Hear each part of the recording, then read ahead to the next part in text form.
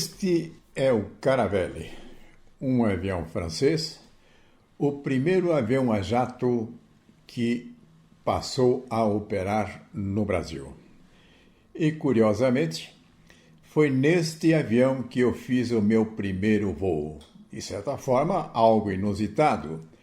A minha estreia se deu na era do avião a jato. Foi uma viagem que eu fiz de retorno do Rio de Janeiro para São Paulo. Essa viagem não durava mais do que 30 minutos. Ao chegar em São Paulo, o avião iria pousar no aeroporto de Congonhas. Havia alguma coisa que não permitiu a liberação para pouso imediato. O comandante anunciou que ele iria ficar no ar por algum tempo até que fosse liberado. Era noite. O avião passou a circular sobre São Paulo, o que permitiu com que eu pudesse olhar para um mar de luzes, uma verdadeira beleza, a observação das luzes sobre a grande capital, sobre São Paulo. Mas finalmente houve a liberação e o avião se preparou para descer. E ao descer o seu trem de pouso, fez um barulho que para mim era uma novidade. Eu estava estreando, era o meu primeiro voo. Eu achei meio estranho, mas aí não demora muito, o avião faz o pouso. Dessa forma terminou a minha primeira viagem, a inauguração que se deu na era do avião a jato. Agora estamos vendo aí um DC-3, algo bem diferente do Caravelle. A primeira coisa que a gente nota é que ele está pousado de tal forma em que ele fica inclinado. A sua parte traseira mais baixa e a parte dianteira mais elevada. Para entrar nesse avião, já havia alguma dificuldade. O meu assento era num dos primeiros bancos e eu tinha que subir essa inclinação que o avião apresentava. E também não dava para ficar de pé, era baixo o avião. Mas finalmente cheguei até o meu assento e lá me coloquei. Não demora muito e a aeromoça vem distribuindo cobertores. Eu achei muito estranho, porque estava calor, cobertores, por que será? Mas não perguntei, fiquei com receio de que iria falar alguma bobagem. Mas aí o avião levanta voo e ele adquire uma altitude que talvez seja de 3.000 metros, um pouco mais. E aí eu descobri a razão do cobertor. O avião não era pressurizado. Havia, portanto, a possibilidade de que nós tivéssemos no interior do avião a mesma temperatura externa. Nessa altura, 3.000 metros, a temperatura é bastante baixa. E aí então eu descobri para que servia os cobertores. O voo era destinado para Itajaí. Eu ia para Itajaí, mas o meu destino era Blumenau. Mas como Blumenau não tinha aeroporto, a alternativa era descer em Itajaí e posteriormente pegar um táxi ou um ônibus e ir para Blumenau. Esse é o avião Skandia, um avião sueco. Voei com ele no retorno de uma viagem do Rio para São Paulo. Ressalto que o voo em que eu estava era um voo noturno. Uma coisa curiosa que havia em relação a esse avião, no momento em que ele iria ligar os seus motores, apagavam-se as luzes interiores, eu acredito que para oferecer mais energia para o procedimento. E ao serem ligados os motores, eram dois, eles emitiam uma labareda de fogo de uma certa dimensão, talvez 1,5 metro, de tal forma que essa labareda conseguia iluminar o interior do avião. Aqueles que desconheciam esse fenômeno ficavam tanto quanto preocupados. E foi o que aconteceu comigo. Era a primeira vez e foi a última vez que eu me utilizei deste avião. A labareda não durava muito tempo, logo desaparecia. Agora nós estamos diante do Boeing 707, um avião fantástico que operou durante muitos e muitos anos. Agora a minha viagem era uma viagem mais longa. Eu estava indo para o Japão. E durante a viagem, conversando com aquele que estava ao meu lado, eu descobri que era um americano que retornava para os Estados Unidos. Ele tinha cumprido a sua tarefa aqui no Brasil, que era justamente de treinamento dos pilotos da Varig para que pudessem operar o 707, que era um avião em que nós estávamos. E depois de alguma conversa, ele pergunta a mim se eu não tinha interesse de ir até a cabina do avião. Eu falei, claro, eu gostaria de ir à cabine do avião. Nessa ocasião isso era possível, hoje isso não mais é possível, tendo em vista questões de segurança que estão vigentes atualmente, visitar a cabina de um avião, nem pensar. Mas fomos lá para a cabina, me apresentou para o comandante, para o piloto, e aí eu tive a oportunidade de tirar fotografias. E nós estávamos, nesta ocasião, chegando em Anchorage, que era o segundo ponto de escala que o avião estava fazendo. O primeiro foi em Lima, no Peru. Eu tive a oportunidade de tirar esta fotografia que vocês vão ver em seguida. Como podem notar, é somente gelo. Juneau é a capital do Alasca. E pelo que consta, o Alasca é um lugar muito gelado. O retorno da minha viagem do Japão se deu através do Boeing 747, um avião imenso que fazia muito sucesso naquela ocasião.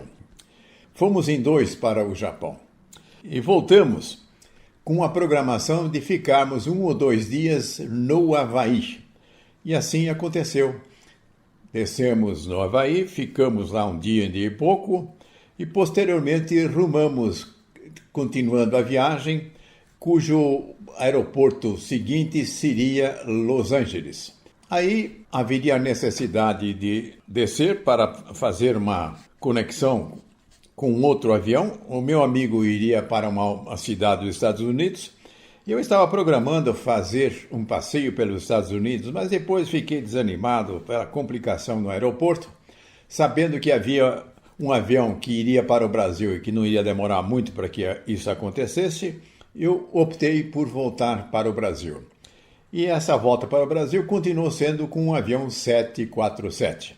Esse avião teve como escala Panamá e Guatemala. E no Brasil, não me recordo onde que terminou a viagem, se foi no aeroporto de Galeão ou se foi em Viracopos, não me lembro, porque em São Paulo só havia a alternativa do aeroporto de Congonhas, que não comportava um avião desse porte.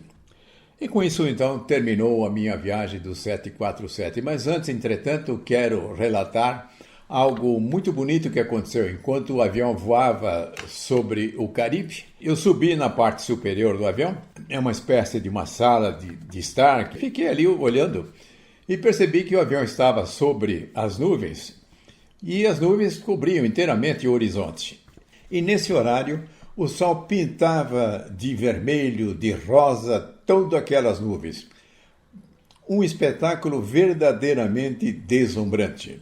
Pensei em descer para pegar a minha máquina fotográfica que ficou na minha bagagem de mão, mas achei que estava tão bonito o espetáculo que eu acabei ficando ali e não tirei nenhuma fotografia.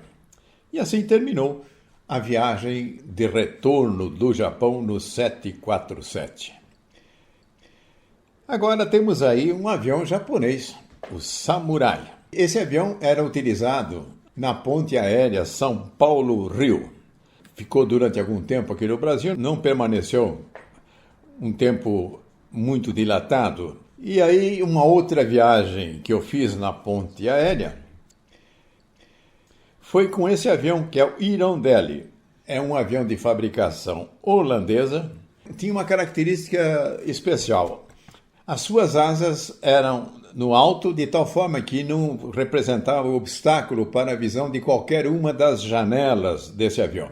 E com isso, nós poderíamos dali olhar a paisagem. O avião não voava muito alto, então dava para ver de uma forma bastante nítida a paisagem sobre a qual ele estava voando. Uma coisa curiosa, que nas laterais desse avião havia, no lugar do aparelho de ar-condicionado vários ventiladores. Que tremenda tecnologia os holandeses tinham adotado para refrescar. Esse é o Electra, um turbo-hélice da Lockheed, empresa norte-americana. Foi o que mais tempo voou na ponte aérea São Paulo-Rio. Era um avião muito apreciado, prestou um excelente serviço. E eu tive a oportunidade de voar diversas vezes. Uma coisa interessante que esse avião apresentava, na parte traseira, havia uma espécie de uma sala de visita, onde as pessoas sentavam para fumar. Naquele tempo era permitido que se fumasse no interior dos aviões. Era apenas proibido que isso se fizesse nos momentos da decolagem e aterrissagem. Além de fumar, as pessoas conversavam animadamente, esperando a chegada do avião no seu destino. E o Electra voava mais rapidamente do que todos os outros aviões que anteriormente foram utilizados na ponte aérea. E temos aí o Vicomte, um avião muito famoso, permaneceu voando no Brasil por muito tempo. Esse avião foi utilizado, inclusive, para transportar presidentes do Brasil. A viagem que eu fiz com esse avião foi para Recife, e uma das características desse avião, ele tinha uma janela muito grande, que permitia com que a gente pudesse ver a paisagem de uma forma bastante confortável. Uma das características também a ser destacada desse avião, o seu motor era turbo-hélice. Era um motor a jato, porém ainda utilizando hélice.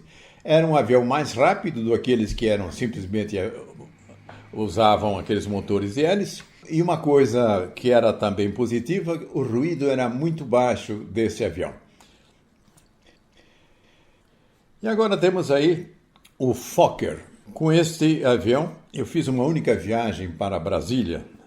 E essa viagem não foi muito confortável. Os bancos já naturalmente estreitos, teve que acomodar ao lado em que eu estava sentado uma pessoa muito gorda. De tal forma que não foi possível nem levantar o apoio de braço que há no meio dos dois bancos. Ele não só ocupou o seu espaço, como ainda avançou em boa parte daquilo que seria o meu espaço. Foi uma viagem realmente desconfortável. Esse passageiro que está ao meu lado só poderia ser adequadamente acolhido se ele utilizasse a totalidade dos dois assentos, mas não foi o que aconteceu. E temos aí agora o Boeing 737. Com esse avião eu fiz muitas viagens para Brasília. Um avião confortável e, neste caso, nunca houve o incômodo que eu relatei em relação ao avião anterior, em que uma pessoa gorda invadisse também o meu espaço. Não me lembro nada disso. Todas as viagens foram muito confortáveis. Fica aí, portanto, os aviões em que eu tive a oportunidade de viajar. E a você também que está vendo, que tenha uma boa viagem.